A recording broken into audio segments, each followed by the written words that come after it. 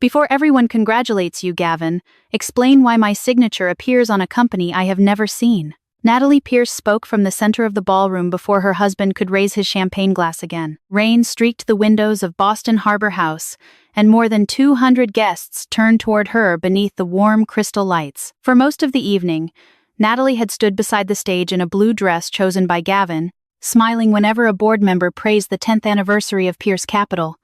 Their own 10th wedding anniversary had become part of the same celebration, although Gavin had barely looked at her since they arrived. Lucy, their 8-year-old daughter, was spending the night with the sister of Natalie because the gala would continue past bedtime. Before leaving home, Lucy had placed a drawing in the purse of Natalie. 3 figures stood beneath a blue roof, holding hands under a yellow sun. Now that drawing rested beside a document carrying the address of their Cambridge home and a signature Natalie had never placed there. Gavin had begun his speech by thanking investors, employees, and clients. He mentioned Natalie only as the woman who had supported him during the early years. Then he invited Mallory Kent, the director of analysis, onto the stage. Mallory wore a silver dress and accepted his hand without hesitation. Gavin announced that Mallory had become essential to his future, both professionally and personally. A murmur moved across the ballroom. Natalie felt every eye find her, waiting for tears, anger, or retreat. Gavin seemed to expect the same. Instead, she removed one folded page from her purse. Pierce Strategic Holdings appeared across the top. Her signature appeared beneath a guarantee using the family home as collateral. Gavin lowered his glass.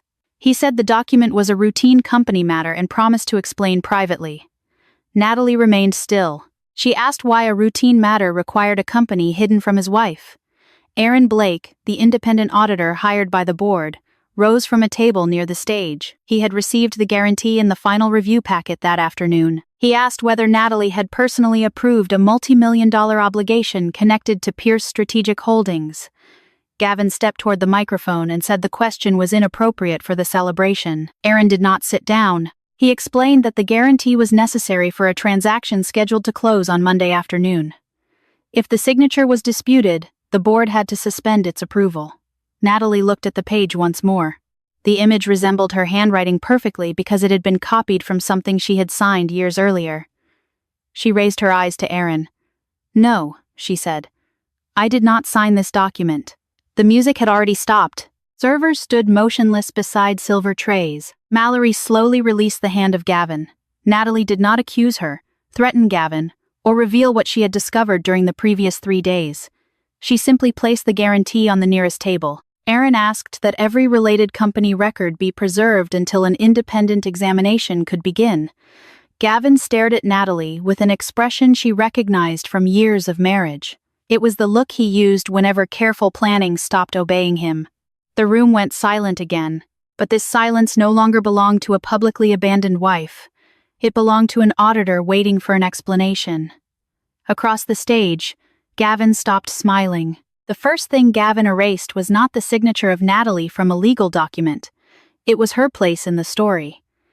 10 years earlier, Natalie had owned a small design studio above a bakery in Cambridge. She was 35 now, but she could still remember the narrow stairs, the smell of bread rising through the floor. And the first afternoon Gavin arrived carrying a business plan with more confidence than money. He was a talented financial advisor who wanted to build an independent wealth management company. Natalie designed the name, logo, color system, and presentation that helped him secure his first clients. She charged nothing because they were newly married and believed success would belong to both of them. 2 years later, Lucy was born.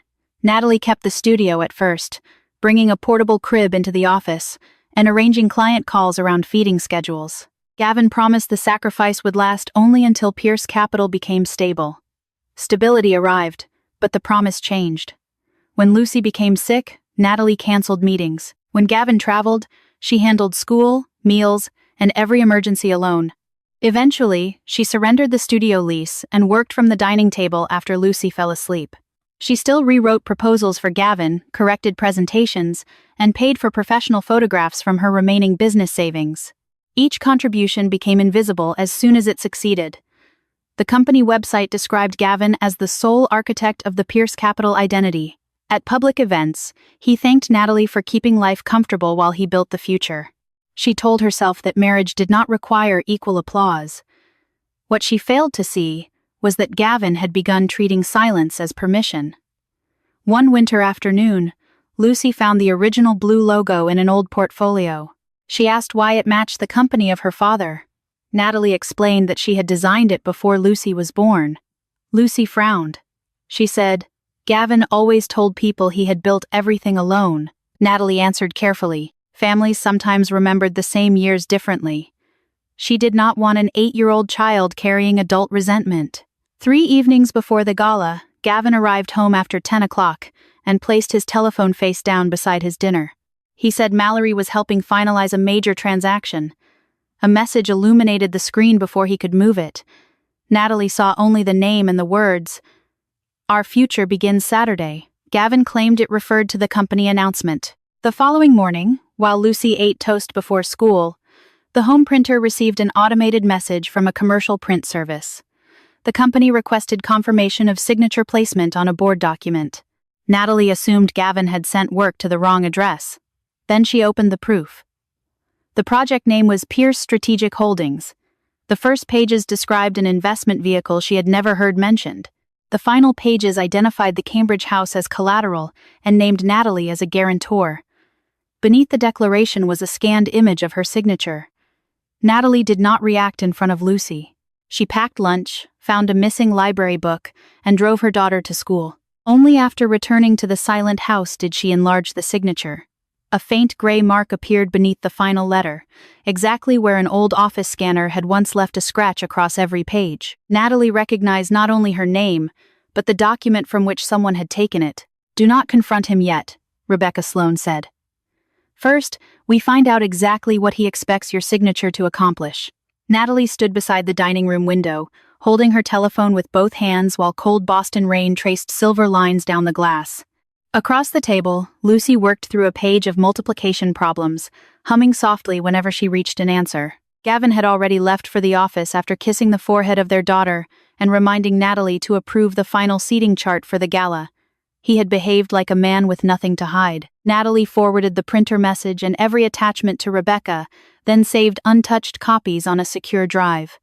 She resisted the urge to search the computer of Gavin. Rebecca warned her that evidence gathered improperly could weaken her position. By noon, they were sitting inside the quiet office of Rebecca near Beacon Hill. The original design file appeared on one screen, the guarantee appeared on another. Rebecca enlarged both signatures. The curve beneath the last name of Natalie, the slight break in the letter P, and even a pale scanning mark were identical. Someone had lifted the signature from a licensing agreement Natalie had signed 8 years earlier, when Pierce Capital first began using the logo she had created. It was not merely similar, it was the same image. Rebecca requested public corporate records and arranged for an independent document examiner to review the files. Pierce Strategic Holdings had been formed only 4 months earlier. Gavin controlled it through a management company, but the guarantee claimed that Natalie had approved the family home as collateral for a commercial investment. If the transaction failed, the lender could pursue the property where Lucy slept, kept her school books, and measured her height against the kitchen doorway. Natalie read the address twice before the words became real. "How soon?" she asked. Rebecca turned to the final page. The transaction was scheduled to close on Monday afternoon, less than 2 days after the gala. Natalie looked through the office window at pedestrians moving beneath dark umbrellas. Gavin was not preparing to leave her after announcing Mallory. He was preparing to secure his next life with property belonging to the family he intended to embarrass. Her telephone lit up with a message from him. He wanted to know whether she had chosen the blue dress for Saturday. A second message followed. Mallory had suggested it because blue photographed well against the ballroom walls. Natalie felt anger rise, sharp and clean, but she did not answer immediately. Rebecca watched her carefully. She could challenge the guarantee before the gala, but Gavin would then have time to change his explanation, blame an assistant, or call the signature an administrative mistake. Natalie needed the truth, preserved by people he could not charm. That afternoon, she collected Lucy from school. Lucy climbed into the car carrying a paper crown from art class and asked whether Gavin would watch her wear it at breakfast on Sunday. Natalie forced her voice to remain steady. "I hope so," she said. She would not make their daughter carry a secret meant for adults. At home, Lucy colored at the dining table while Natalie studied the guarantee again. Near the signature line, she noticed an internal approval code linked to a board review packet for the gala weekend. Aaron Blake would receive the same document before closing. Natalie finally replied to Gavin. She confirmed that she would wear blue. Then she printed the original licensing agreement and placed it beside the guarantee. She would let Gavin take the stage and describe the future he had chosen. Only after he placed his reputation before witnesses would she ask why he had built that future on a signature stolen from his wife. Whatever happens between us, Lucy will never be asked to choose a parent. Natalie said it so calmly that Gavin stared at her, as if she had spoken in a language he did not understand. The gala had ended less than an hour earlier. Aaron had suspended the board review after Natalie denied signing the guarantee, and Rebecca had instructed her to leave before Gavin could pressure her into explaining what she knew. Now Natalie stood in the foyer of their Cambridge home, still wearing the blue dress he had chosen for her public humiliation. Rain tapped against the windows. Upstairs, Lucy slept beneath a quilt covered in yellow stars, unaware that her father had introduced another woman as part of his future before a room filled with colleagues. Gavin loosened his tie and followed Natalie into the kitchen. "You made a private matter look criminal," he said. Natalie placed her purse on the counter beside the paper crown of Lucy. "My signature was placed on a financial guarantee without my permission. That is not a private disagreement." Gavin claimed that lawyers had prepared the documents, and that the guarantee was only a temporary business formality. He said the house had never been in real danger. Natalie asked why Pierce Strategic Holdings had been concealed from her. His answer arrived too quickly. "You stopped caring about the company years ago." The words settled between them like dust. Natalie remembered designing its identity while feeding an infant between revisions. She remembered preparing presentations after midnight and canceling client meetings whenever Lucy became sick. Gavin had turned every sacrifice into evidence that she lacked ambition. "I stopped being invited into the rooms where my work was being used," she replied. Gavin lowered his voice. He warned that the board might panic, investors might withdraw, and employees could lose confidence. Then he said Lucy would eventually blame Natalie if the company suffered. That was the moment her anger became something colder. "Do not use our daughter to protect your decisions." Footsteps sounded on the stairs. Lucy appeared in pink pajamas, holding her stuffed rabbit beneath one arm. She looked from the formal dress of her mother to the tense face of her father. "Are you fighting?" she asked. Natalie crossed the room and knelt before her. "We are discussing something important, but you are safe." Lucy touched the blue sleeve. "Will Dad be here for breakfast?" Gavin opened his mouth, but Natalie answered first. "Your father loves you. Adults sometimes need time to solve adult problems, and none of this is your fault." She did not promise what she could not control. She did not tell Lucy about Mallory, the guarantee, or the house. Most importantly, she did not ask the child to defend her. Gavin watched silently as Natalie walked Lucy upstairs and waited until she fell asleep again. When Natalie returned, he was standing beside the dining table with his telephone in his hand. "Mallory and I were going to explain everything after the gala," he said. "I need you to help me control how Lucy hears about it." Natalie felt the final thread of their marriage give way. Not because he loved someone else, but because he still believed she should clean up the consequences. "Lucy is not part of your announcement strategy," she said. Gavin told her his attorney would contact Rebecca in the morning. Natalie nodded. "From now on, every decision involving Lucy will be written clearly and handled separately from your company." Gavin collected a coat and left for a hotel. At 8 the next morning, Rebecca forwarded an urgent settlement proposal from his attorney. The first page offered Natalie the house and primary custody. The final page required her to acknowledge that she had approved the guarantee. Rebecca called seconds later. "They are offering you everything you want," she said, "but only if you accept responsibility for the signature." Natalie looked toward the kitchen, where Lucy was pouring cereal into 2 bowls. Then she turned to the clause that could preserve their home on paper while quietly surrendering the truth. Gavin was no longer asking her to save the marriage. He was asking her to inherit his lie. "The house is yours, Natalie, but peace has a price." Gavin delivered the sentence across the conference table of Rebecca as though he were offering generosity instead of silence. Monday morning sunlight fell through the tall windows, revealing the exhaustion beneath his carefully controlled expression. His attorney sat beside him with the settlement proposal arranged in a perfect stack. Rebecca remained at the right of Natalie, one hand resting near a yellow legal pad. The document offered Natalie temporary possession of the Cambridge home, primary physical custody of Lucy, and monthly support. In exchange, Natalie would state that she had authorized Pierce Strategic Holdings to use marital assets as collateral. Gavin explained that the language protected the company from unnecessary confusion. "If you sign today, Lucy keeps her home," he said. "The board receives a simple explanation, and we avoid turning our family into a public spectacle." Natalie looked at the signature line but did not touch the pen. "Does the agreement remove the house from the guarantee?" The attorney for Gavin answered that the lender would release it after the transaction closed and certain performance requirements were satisfied. Rebecca leaned forward. "Then the house is not being given to her. She is being offered possession of an asset that remains exposed to a debt she did not approve." Gavin insisted the investment was secure and described the risk as theoretical. Natalie asked why he needed her admission if the transaction was harmless. He said financial institutions disliked uncertainty. "You created the uncertainty at the Gala," he added. Natalie heard the accusation beneath his polished voice. He still believed that exposing the lie was more damaging than creating it. She lowered her eyes to the proposal and allowed several seconds to pass. Gavin mistook her silence for fear. His shoulders relaxed. "Think about Lucy," he said more gently. "She needs stability." Natalie pictured their daughter that morning, carefully dividing blueberries between two bowls, because she believed fairness meant everyone received the same number. "I am thinking about her," Natalie replied. She asked for 3 changes. The house had to be released from every company obligation before any agreement became effective. Gavin had to provide complete records for Pierce Strategic Holdings. All custody and parenting terms had to remain separate from the business dispute. Gavin rejected the first condition immediately. Releasing the property before closing would delay the transaction and raise questions from the lender.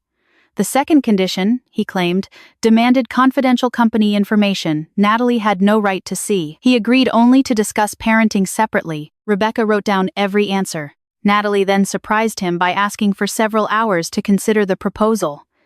Gavin exchanged a confident glance with his attorney.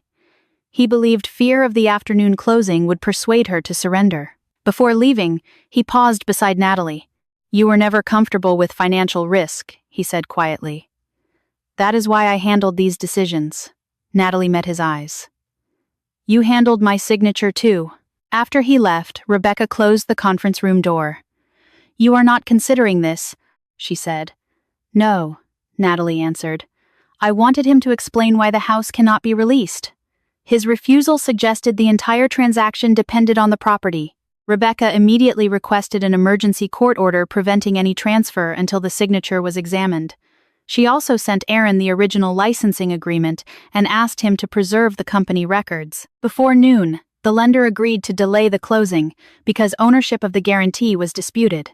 At 4:30, while Natalie waited outside the school of Lucy, Rebecca called again. Another attorney had contacted her. The client was named on a condominium loan connected to Pierce Strategic Holdings and claimed Gavin had promised the company would belong to them after the divorce. "Who is the client?" Natalie asked, although she already knew. Rebecca paused. "Mallory Kent. Gavin told Mallory that you had been separated for more than a year." Rebecca spoke while Natalie watched Lucy build a cardboard neighborhood across the living room floor. Tuesday evening had settled softly over Cambridge, but nothing inside Natalie felt quiet. Lucy placed a small yellow house beside a paper school and announced that every family needed a safe street. Natalie turned away before her expression could frighten the child. According to the attorney for Mallory, Gavin had described the marriage as a legal arrangement that remained unfinished only because Natalie refused to cooperate. He claimed they lived separate lives, that Lucy already understood the relationship was over, and that his daughter was excited to welcome Mallory into the family. None of it was true. Mallory had never met Lucy. Gavin had deliberately kept them apart, always saying Natalie created conflict whenever he tried to move forward. "Why is her name on the condominium loan?" Natalie asked. Rebecca explained that Gavin had promised Mallory a new home on Beacon Street after the divorce. The down payment had come through Pierce Strategic Holdings, and Mallory had signed as a future co-owner. She believed the company was funded by personal investments belonging to Gavin. She did not know the Cambridge house had been pledged to support it. Natalie felt no sympathy for the woman who had stood beside her husband at the Gala, but the shape of the deception was becoming clearer. Gavin had built two different realities and forced each woman to live inside the version that benefited him. Rebecca arranged a confidential meeting between the attorneys the following morning. Natalie and Mallory did not speak directly at first. They sat at opposite ends of the conference table while their lawyers exchanged documents. Mallory wore a gray suit and held her hands tightly together. The confidence she had displayed at the gala was gone. She looked at Natalie only once. "I believed you knew," she said. Natalie remained controlled. "You never asked me." Mallory lowered her eyes. Her attorney produced authenticated copies of messages Gavin had sent over 6 months. In one, he instructed Mallory not to mention Pierce's strategic holdings around Natalie because his wife became emotional about money. In another, he claimed Natalie had already agreed to guarantee the transaction as part of their separation. The most damaging message had been sent 1 week before the gala. Gavin told Mallory that if the lender questioned the guarantee, she should say Natalie had authorized the paperwork through the executive office. If the board discovered a problem, he planned to describe Mallory as the employee who had misunderstood the instructions of Natalie. Gavin had prepared to blame his wife for approving the scheme and his mistress for processing it. Natalie recognized the strategy because she had lived beneath smaller versions of it for years. Whenever Gavin missed an event, she had misunderstood his schedule. Whenever he ignored her work, she had failed to explain its importance. Now he had transformed that habit into a financial defense. The attorney for Mallory agreed to provide the records to Aaron and the board under formal preservation terms. Mallory also withdrew her approval from the condominium loan. She did not apologize again, and Natalie did not offer forgiveness. They were not friends. They were simply two witnesses, who no longer benefited from protecting the same lie. That afternoon, Gavin sent Natalie a message demanding an answer to the settlement proposal. She replied that Rebecca would respond during mediation on Thursday. Minutes later, Gavin warned that refusing his offer could cost Lucy her home. Natalie forwarded the message to Rebecca. Thursday would now include the copied signature, the hidden collateral, and his written attempt to use the security of their daughter as leverage. Rebecca called after reviewing it. "He still believes you are coming to negotiate," she said. Natalie looked toward the cardboard neighborhood, where the little yellow house remained safely upright. "Let him believe that," she replied. "I am coming to make him tell the truth on record. Before I answer your offer, Gavin, I need you to explain one thing clearly." Natalie sat across from him in a private mediation room overlooking downtown Boston. Thursday morning, traffic moved far below the windows, but inside the room every sound seemed magnified. The mediator adjusted her glasses. Rebecca placed the unsigned settlement agreement in front of Natalie, while the attorney for Gavin arranged notes beside a silver computer. Aaron sat near the end of the table as an independent financial witness. Gavin had objected to his presence until Rebecca reminded him that the disputed guarantee involved documents already submitted for board review. Natalie folded her hands. "Did I authorize Pierce Strategic Holdings to use our home as collateral?" Gavin looked toward his attorney before answering. "You approved the investment strategy." "That was not my question." The mediator asked Gavin to respond directly. His voice became firmer. He said Natalie had reviewed the guarantee at home, understood the risks, and agreed because the transaction would create long-term security for Lucy. Natalie felt the cruelty of that explanation, but she did not interrupt. Gavin described himself as the parent who had managed the financial future of the family, while Natalie focused on creative work and household responsibilities. According to him, she had become frightened only after seeing the size of the commitment. Rebecca asked whether he was stating that Natalie personally approved the signature appearing on the document. Gavin said yes. The mediator repeated his answer for the written record. Natalie glanced at Rebecca, then pushed the settlement proposal away. "Thank you," she said. "That is the explanation I needed." Aaron opened a secured folder and placed 3 reports on the table. The first came from an independent document examiner. It confirmed that the signature of Natalie had not been written on the guarantee. The image had been copied from an 8-year-old licensing agreement for the original Pierce Capital logo. The second report showed the digital history of the guarantee. The signature image had been inserted at 2:17 on a Tuesday afternoon from a computer assigned to the executive office of Gavin. The final report contained access records from the company document system. The credentials of Gavin had opened the licensing agreement, downloaded the signature page, and returned to the guarantee less than 6 minutes later. Gavin claimed an assistant could have used his computer. Aaron remained calm. Office security records showed that the assistant had been attending a training session on another floor. Gavin had entered his office alone shortly before the file was changed and left 11 minutes later. His attorney asked whether Natalie could have authorized him by telephone.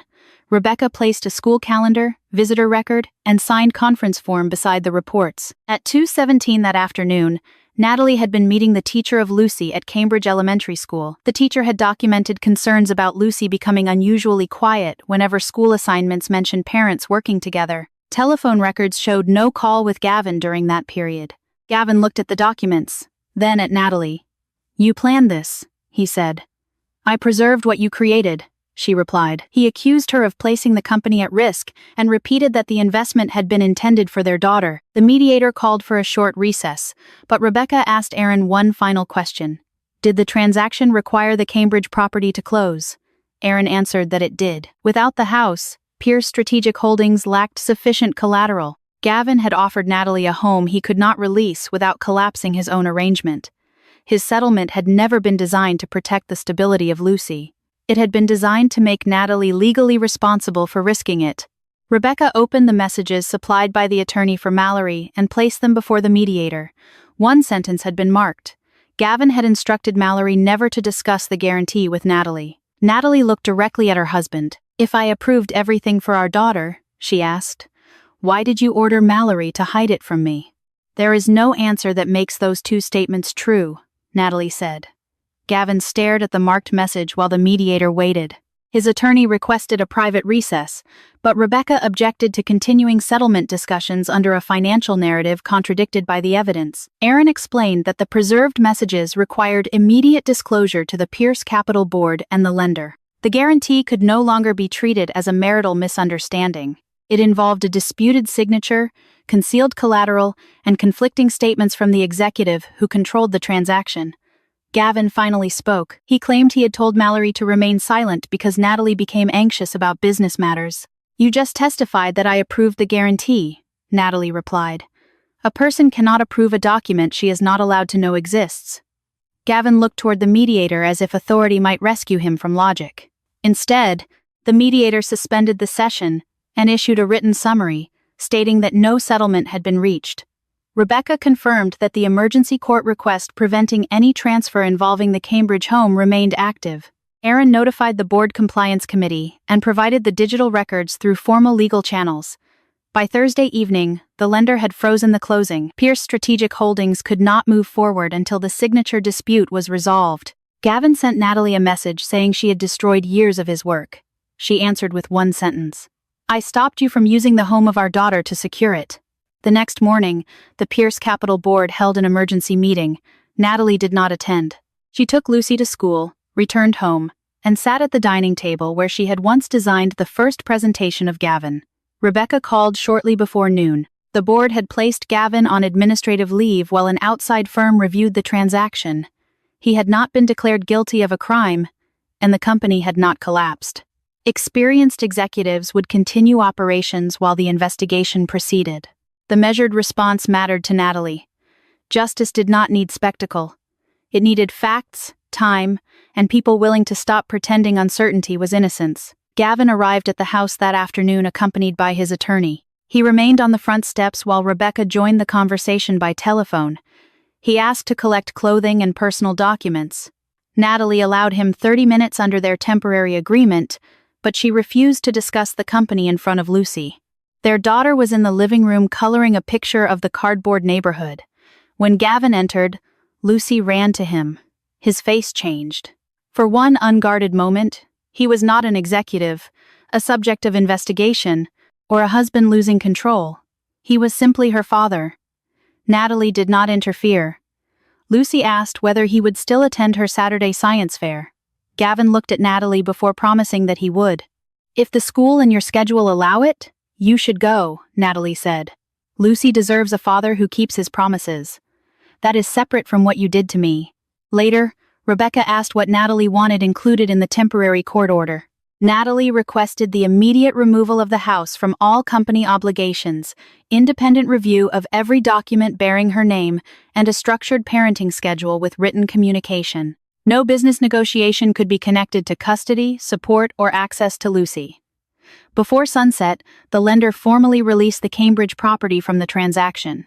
The house was safe, but the marriage was over. Then Gavin called with one final request. He wanted Natalie to tell the board that the signature had resulted from a misunderstanding.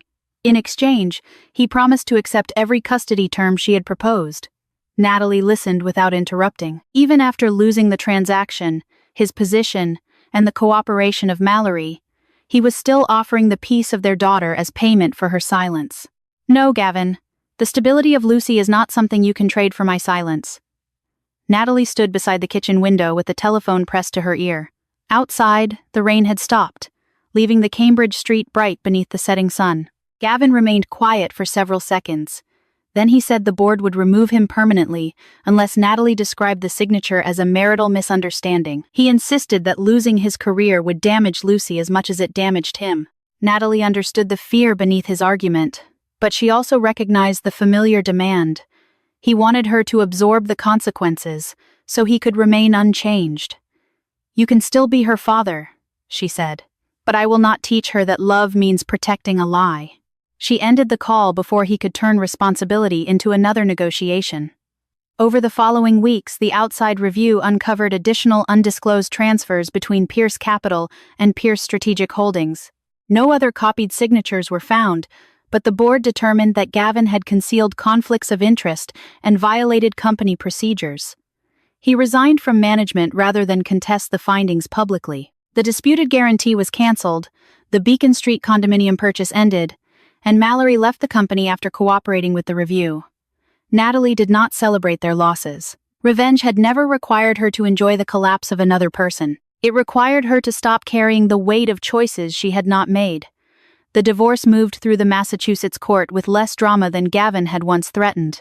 Rebecca kept the financial case separate from custody, exactly as Natalie had requested. Lucy remained in the Cambridge home and spent scheduled weekends with her father.